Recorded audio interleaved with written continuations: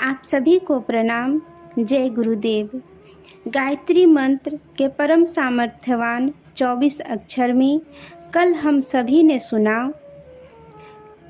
आत्मशक्ति के अक्षय भंडार से परिपूर्ण उपतिक्रियाओं को शांति एवं सुव्यवस्था के साथ जगाया जा सकता है। जप के द्वारा जो शक्ति की वर्तुल्य प्रवाह धारा प्रादुर्भूत होती है वह अपना काम करती रहती है और समयानुसार उसका आशाजनक प्रतिफल उत्पन्न होता है। आज हम सभी सुनेंगे,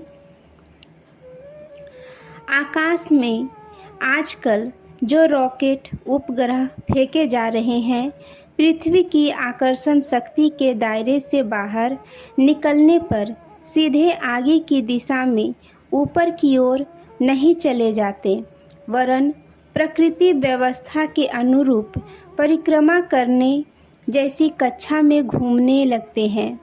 पृथ्वी की एक नियत मार्ग से परिक्रमा करके उस स्थान पर वापस आ जाते हैं जहां से चले थे।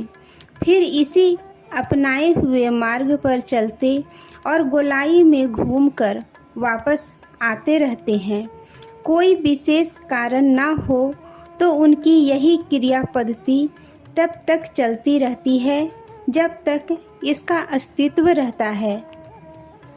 यही क्रिया पद्धति समस्त ग्रहों उपग्रहों की है। वे अपनी एक नियत निर्धारित कक्षा में घूमते हुए एक गति वर्तुल बनाते रहते हैं। शब्द का क्रम भी यही है। वह मुख से निकलकर निखिल आकाश में भ्रमण करने निकल जाता है और एक विस्तृत कक्षा में भ्रमण करता हुआ अपने उद्गम स्थान पर लौट आता है। फिर आगे बढ़ना, उसी कक्षा में घूमना और फिर उद्गम स्थान पर वापस आना। उस शब्द रॉकेट का क्रम तब तक चलता रहता है जब तक उच्चारण करने वाले का अस्तित्व मौजूद है।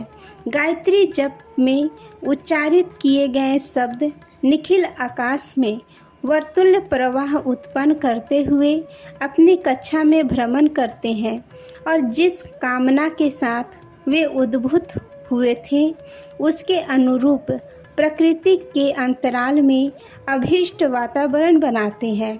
फलतः वांछाएं पूर्ण होने की संभावनाओं का सृजन होने लगता है। उपासना से कामना पूर्ति का प्रयोजन इसी प्रकार पूर्ण होता है। गायत्री जप द्वारा उत्पन्न हुआ शक्तिशाली वर्तुल्य प्रवाह केवल निखिल ब्रह्मांड में परिभ्रमण नहीं करता, वरन पिंड में शरीर के भीतर भी ऐसी ही हलचल उत्पन्न होती है। महामंत्र के 24 अक्षर शरीर के भीतर भी एक परिभ्रमण बनाते हैं और 24 उपतिक्रियाएं को बार बार स्पर्श करके उनमें हल्का हल्का गुदगुदी जैसा स्पंदन करते हैं। आंतरिक जागृति का यह सुकोमल क्रियाकलाप स्वसंचालित रीति नीति से गतिशील रहता है और कालांतर में साधक को असाधारण आत्मशक्ति से संपन्न कर देता है। दूसरे साधारण ढंग के व्यक्ति जब अपनी आंतरिक प्रसुप्त अवस्था के साथ उस सजग आत्मबल वाले साधक से तुलना करते हैं तो सब यही कहते हैं कि उसमें असाधारण लौकिकता आ गई। यह व्यक्ति वह कार्य कर सकता है जो हम नहीं कर सकते। यह अंतर अनायास ही उत्पन्न नहीं हो जाता। इसके लिए व्यवस्थित रीति से गायत्री महामंत्र की साधना करनी होती है। कहना न होगा कि साधना का प्रथम साधन जाप ही है। किसी भी मंत्र की शक्ति का लाभ लेना हो तो उसका जाप करना अनिवार्य है। बार बार दोहराए हुए शब्द अंतःप्रदेश में एक गुंजन प्रतिध्वनि का रूप धारण करके हर छोटे बड़े शक्ति संस्थान में व्याप्त हो जाते हैं। फलतः उस शरीर एवं अंतःकरण की प्रकृति प्रयुक्त मंत्र की सामर्थ्य के अनुरूप ढल जाती है। दीर्घकालीन सतत साधना वाला साधक एक प्रकार से मंत्र मूर्ति की ही हो जाता है।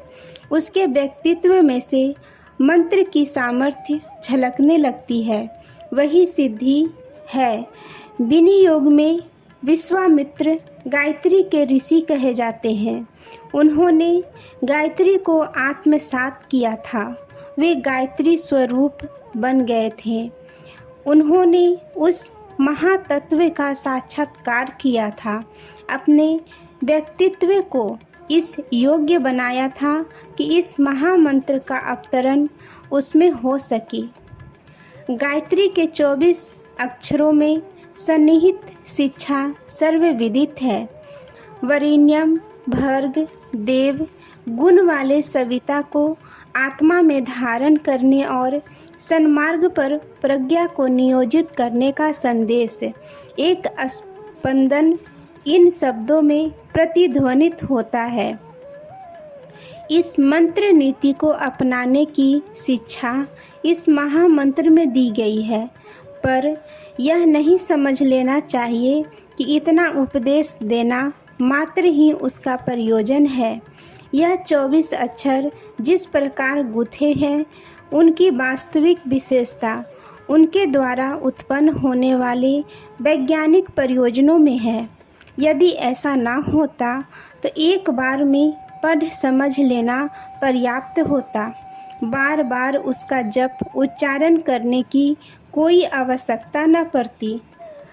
महामंत्र में सन्निहित अलौकिक एवं विलक्षण शक्तियों के बारे में शास्त्रकारों ने, तत्वदर्शी महर्षियों ने बार बार संकेत किया है और बताया है कि इन अक्षरों के, इन शब्दों के लिखने बोलने से जो साधारण स्वरूप परिलक्षित होता है उतना ही ना समझा जाए।